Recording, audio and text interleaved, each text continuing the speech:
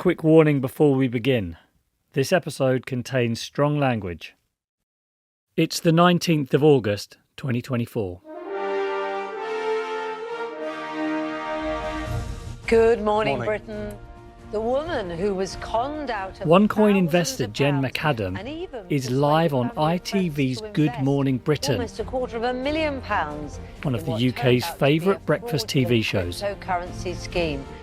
I'm so sorry, Jennifer, that you had to go through this. I mean, when you realised, when the penny dropped... And for once, she's got some good news. So are there any chance of any of those victims ever getting their money back? Well, if they join the OneCoin victims lawsuit, we have more of a chance than we ever had. Because a High Court judge in London has just agreed to freeze the assets of Ruja Ignatova and several others connected to the OneCoin scam. The first vital step in the OneCoin victims lawsuit. There's two parts to this, is to see those responsible held accountable and imprisoned, Ruja Ignatova. But Dr Ruja is still missing, possibly dead. And also the second part is recovering her money. Absolutely. So this lawsuit feels like victims' best shot at justice. Well, we wish you really well in both of those. Thank you so much. As I'm watching Jen, and yes, people at the BBC do watch other TV channels, it's the most upbeat and positive I've seen her. So Kate Winslet came to meet you because there's lots of... There's even rumours of a Hollywood movie about her life. So what do you think about the idea of her doing that? Oh, we're absolutely over the moon. She came round for tea, didn't she? She came round for tea. Yeah, we had high tea. Once the cameras stop rolling, Jen is whisked off to the law firm that helped make this all happen. She steps into the reception of the Grade 2 listed Africa House in central London. Huge doors and in you go. All I remember is seeing marble and gold. It was like, I haven't seen anything like it in my life. The home of one of Britain's most famous law firms, Mishcon de Reya. Even the elevator, the spec of it, the meeting rooms, it was like something like what you see in TV series. Suits. Heading up to see her lawyers, Jen's excited but nervous. The last time she dealt with a top London law firm, they threatened her with defamation proceedings for calling out the OneCoin scam. But this time, a London law firm is offering to help her. Mishcon de Reya's lawyers have a reputation for taking on tricky and high-profile cases, like representing Princess Diana in her divorce from our now King Charles III. The lawyers, the actual people that were working there, that were working on your case, were they impressive people too? No, we're very focused. I had no complaints. I was impressed. I was so impressed. Sitting in their fancy offices, Jen is surrounded by some of the sharpest legal minds in the country. They've helped Jen launch the biggest ever group action claim for a cryptocurrency fraud in the UK. Tens of millions of pounds are at stake.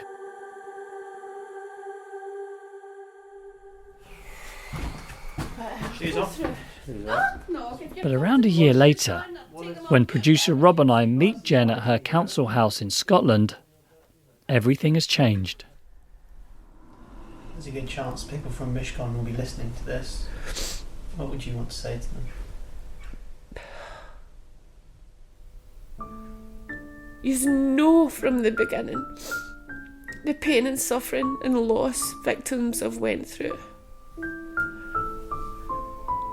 How could you do this to us?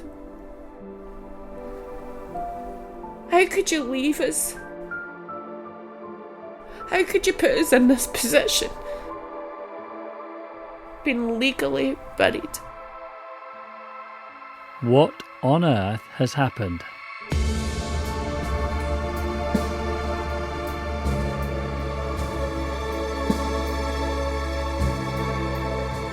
This is the Missing Cryptoqueen. Episode 16. Off the record.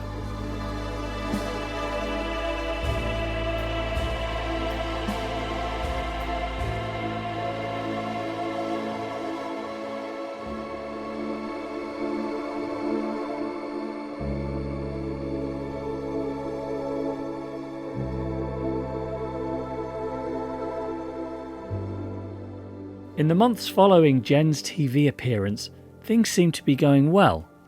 The High Court freezing order remains in place, and her lawsuit is progressing.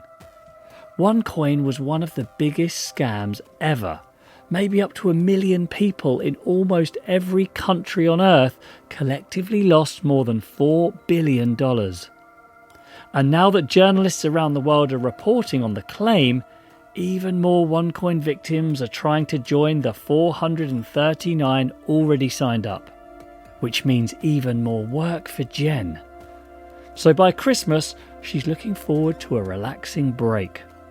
It's the middle of December and the decorations are all up. As she's about to head to bed, there's a loud knock on the door. Late at night, Yeah. chap at the door. Are you? Yes, this is me. It's a letter from the lawsuit's funder in the US, Galactic. Did you understand when these came? Did you? My head was spinning. Absolutely spinning. In return for funding the lawsuit, Galactic is expecting to take a big cut from whatever Mishcon de Reya can recover. But the letter suggests Galactic isn't going to pay another penny. They're asking for their money back. Aye. They want the money they've paid. And worse, everything they've invested so far, they want back. What are the things that he's claiming has gone wrong here? Oh, Jamie, there's so much. Jen tells me that Galactic is saying the claimants have breached the funding agreement because their lawyers, Mishcons, haven't been running the claim properly. Mishcons tell Jen they've done nothing wrong. Her first thought is, what does this mean for her lawsuit? For the 438 other former investors who'd put their faith in her. I just thought, oh fuck, oh no. It brought terror, it brought fear back to me. It's a stressful time for Jen, but she's very glad she'd signed up to a no-win, no-fee claim. There was a limit to just how bad this could be. We were fraud victims, we had been financially wiped out, so it had to be a no-win, no-fee. That was something that had reassured Daniel in Uganda when he signed up and joined the steering committee with Jen. Even if you checked the OneCoin website for the victims, the statement was there. It is a no-win, no-fee case. OK, so this is what I thought no-win, no-fee meant. If you lose, you don't pay. No fees to your lawyers, nor the lawyers for the defendants they're targeting. I think that's what Jen and Daniel thought too. Claimants will not be liable for costs. So was How that... much more black and white can you get? As Jen reads back over the terms, she realises it's not that black and white after all. No win, no fee is one of those horrible phrases. It means one thing to ordinary people, but something a bit different to lawyers. If the defendant succeeds in obtaining a cost order against you, i.e. on the basis that they won the litigation by successfully defending the claim, the litigation funder has agreed to pay those adverse costs on your behalf. But the litigation funder has pulled out. Now typically, group claims like Jen's are covered by something called after-the-event insurance. So if you lose your claim, this insurance kicks in and covers having to pay the other side's costs. But as Jen desperately goes through her paperwork, she remembers that the claim wasn't insured because the funder had promised to pay those costs. Jen is now leading a high-risk lawsuit with no funder to pay for it. And it slowly dawns on her that if any of the people targeted by her lawsuit mount a successful defence, they could pursue Jen, Daniel, and everyone who signed up to the claim to pay for their legal costs.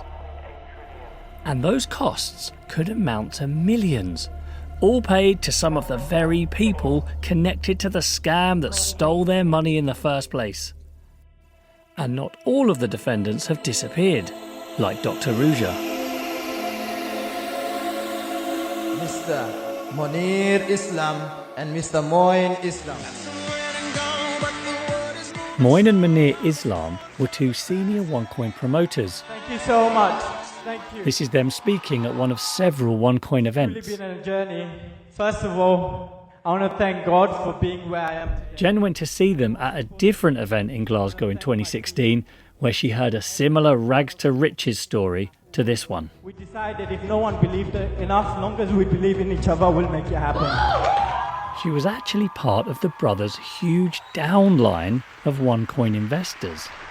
I want to thank my family. According to her legal claim, at one point the brothers were said to be earning over £400,000 a month in commissions from people like Jen.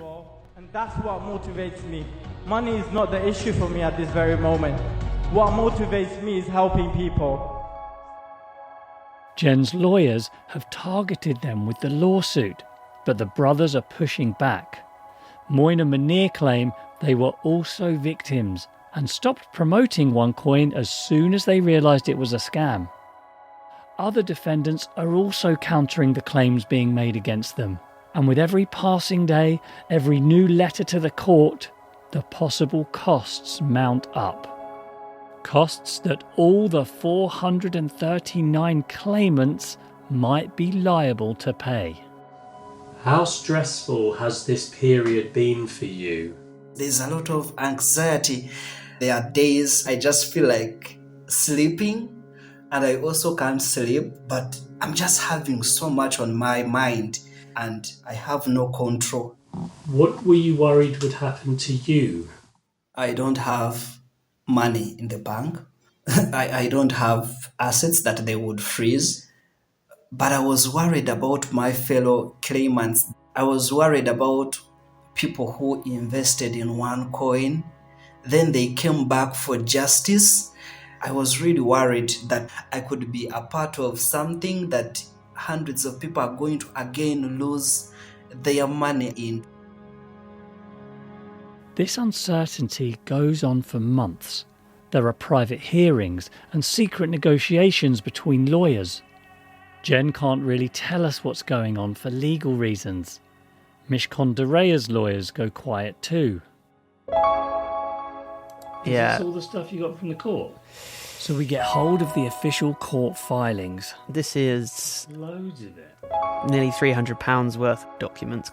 Producer Rob and I sit down and try to figure out what's really been going on with Jen's lawsuit. There is some important stuff kind of buried within it.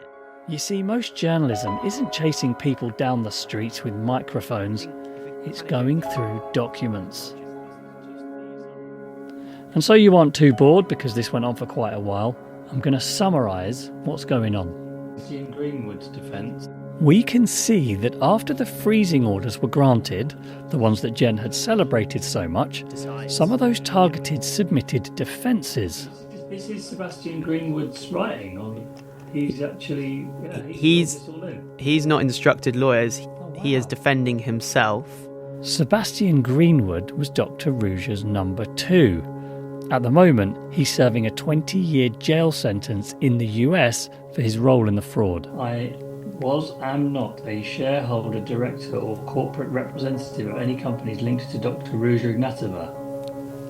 What's he talking about? And Rob spotted something else.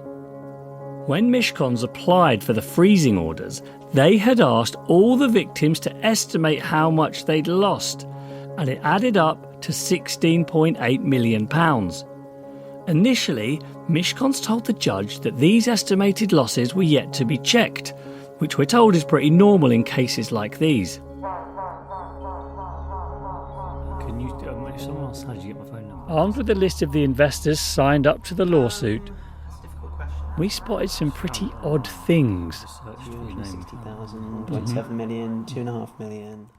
Not only people who'd invested huge amounts, 5 million. Oh yeah, so this. I thought it said 5,000. But also people who'd invested at strange times. The 1st of January 2014, between April and May 2022.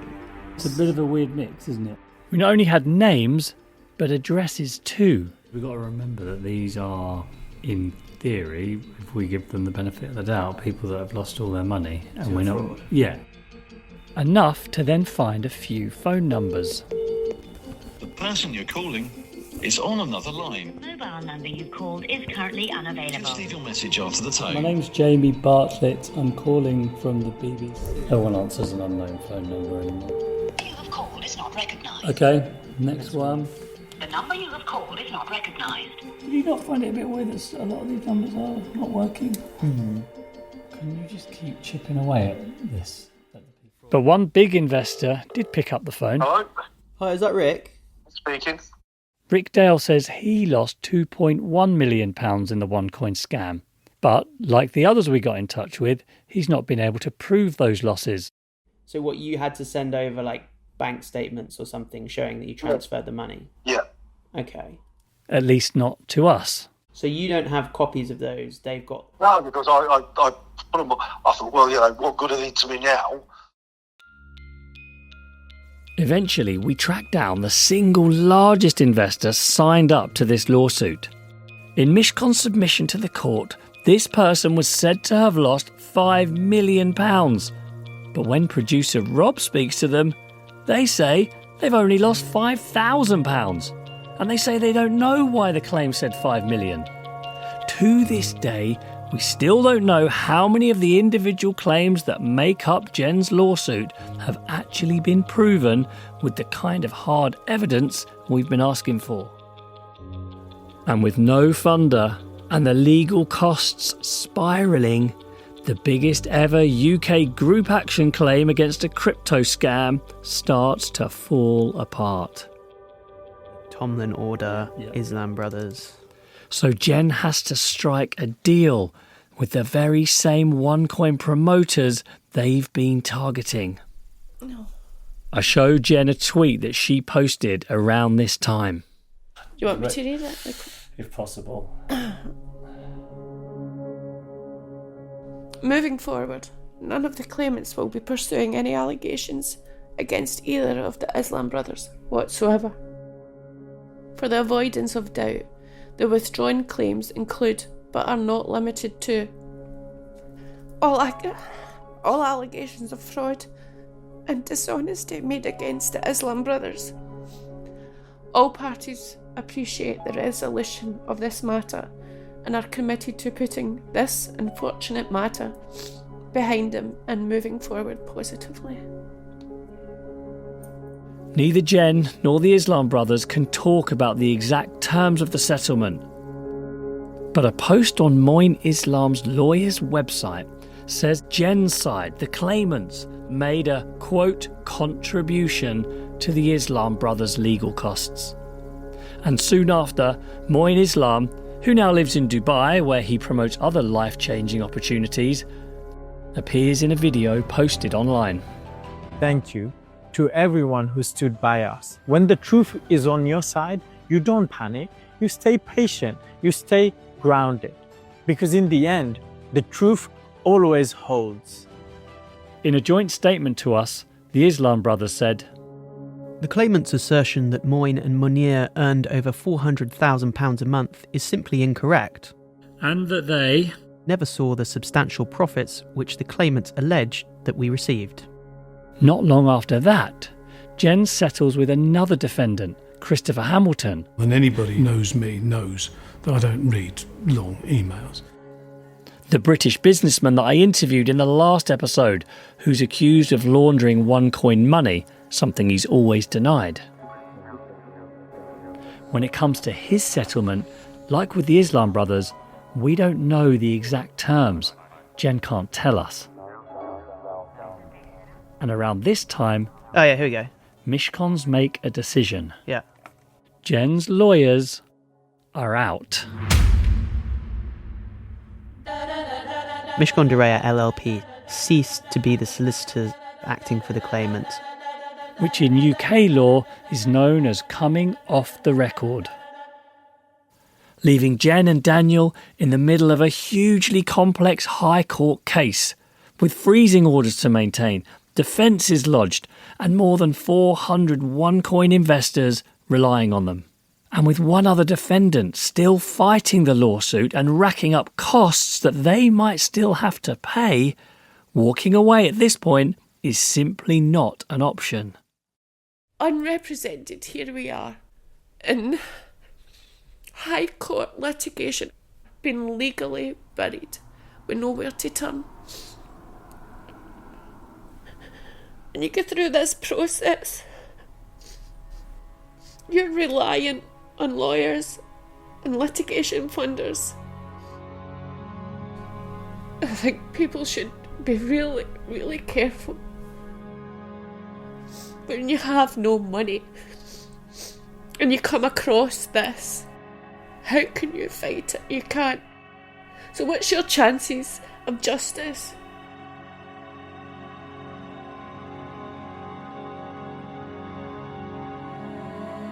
As the dust settles after Mishkon's resignation, Jen tries to get her head round the unexpected position she's now in. Another law firm, Stevenson Harwood, offers to help Jen and the other claimants at no cost. And for the past few months they've been trying to salvage what they can from the lawsuit, maybe even find a new litigation funder. In theory, there are still freezing orders in place against Dr Ruja, Sebastian Greenwood and a handful of others. But nearly all their assets are based overseas, which are far harder to recover. So it's absolutely massive. Even that fancy London penthouse Ruja had bought through a shell company, it's literally like half a football pitch, is probably beyond Jen's grasp. Because while her lawsuit was happening, German prosecutors secured a court order against the penthouse. It's since been sold, and any money that's recouped will almost certainly go back to German investors first. Now, I'm no lawyer, but having looked through it all and spoken to several lawyers who work in this area, the claim might technically still be alive, but to me at least, it feels like Jen's fighting a losing battle. Now, we don't usually do this, but I decide it's a bit unfair for Jen to hear that at the same time you do. So just before we release this episode, I'll give Jen a ring. Oh, hi. Hi there, Jamie. We've obviously looked at great detail at the lawsuit. What's happened, we've managed to look through the court documents, and you're going to hear it, so this is why I wanted to call you. I mean, we don't think it's going to be successful. I can't see how at this point. Oh, Jamie, you know, that's been my feeling for a long time, but you still try and keep positive. They're hard words to hear. I'm sorry, Jen. But no, it's the truth. Really, it's the truth at this point. As we talk, Jen's lawsuit is in tatters. 3 people it targeted have been removed, and a 4th person accused of laundering OneCoin's money is still fighting it, arguing that Jen and the other claimants should pay his legal costs. It feels like the whole thing has backfired spectacularly. I could be wrong. I just wanted to tell you before you hear it on this. Jamie, you most likely won't be wrong, but Yeah. it's just giving up on that and thinking, excuse my French, but absolute bastards what have done to us. This isn't justice.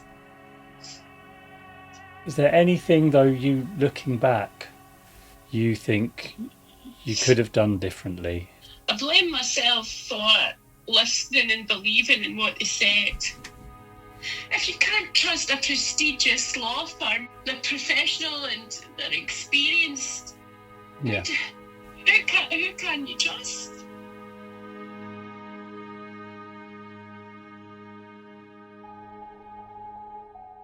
In a statement, Mishkon's told us, Mishkon Derer worked on the case for over a year, during which we obtained freezing orders and ancillary measures against the defendants and advanced the claims to a stage where it would be possible to seek meaningful returns to the claimants without seeking any payment from the claimants.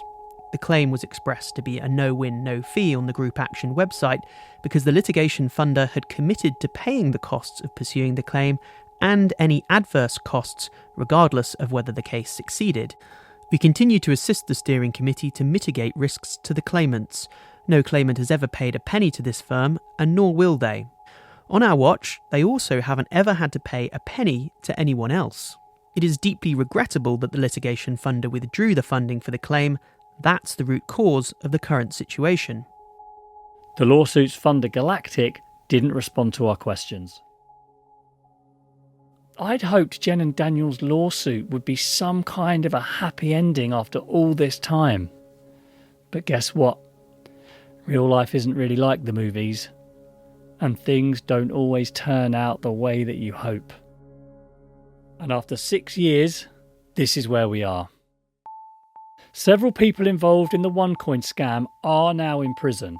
Sebastian Greenwood, who we mentioned earlier, is serving the longest sentence at 20 years. Also in jail, Ruja's lover and money launderer, Gilbert Armenta. And so are 3 of Dr Ruja's former lawyers. Ruja's brother Konstantin, who took over OneCoin after she disappeared, has served his prison term. The last time I saw him, he was on a Bulgarian cooking show.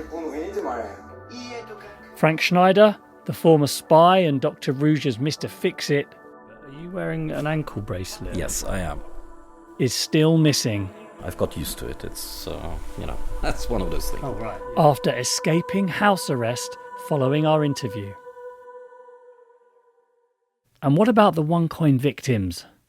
I want to thank you guys for your continued support. Daniel is living in Kampala, Uganda. Watch my videos, my patrons. Where he hosts a scam-busting YouTube channel. You keep this fire burning.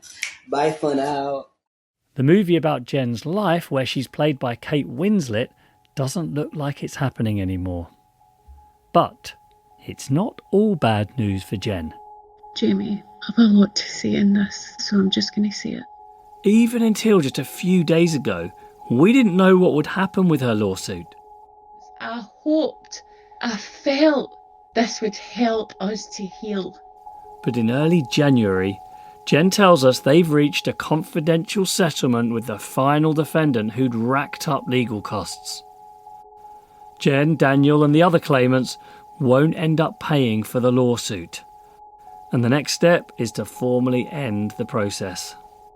This won't break me. I won't allow it. I'll continue to fight for the victims and support them in any way I can. And that won't stop until she's captured. And I pray to God, as I do, I pray every single night I have done for years, that one morning I'll awake, that the FBI has finally got her. Dr Ruja's whereabouts are still unknown. She remains on the FBI's 10 most wanted fugitives list, with a $5 million reward. We still don't know where she is, even whether she's alive or dead. So we won't be back until we have something new to tell you. And I really don't know when that might be. So I'm actually kind of sad to say it, but for now at least, it's goodbye. Oh, and please, please, do not invest in any cryptocurrencies that you don't understand, because that's the whole reason we made this program in the first place. The Missing Cryptoqueen is presented by me, Jamie Bartlett. It was written by me and Rob Byrne. Rob Byrne was the producer, and Georgia Catt was the executive producer. The music is by Phil Channel and Desislava Stefanova and the London Bulgarian Choir. The commissioner was Dylan Haskins. It's a BBC Studios production for BBC Sounds and BBC Radio 5 Live.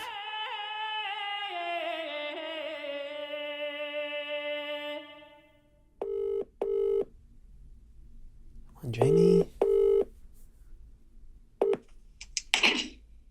Hey, Rob. Don't know if you saw, we had an email come in the inbox. Someone in Sweden thinks they've seen Ruja. Oh, bloody hell. Sweden? That doesn't sound like somewhere that we expect her to be hanging out. No, but the person said that it's got a big port and a private airfield, and it's known that cocaine is moved into Sweden through this place, and as a result, it attracts some dodgy people. They are 95% sure that they saw Ruja yesterday. Yesterday? Yesterday. Oh, for God's sake.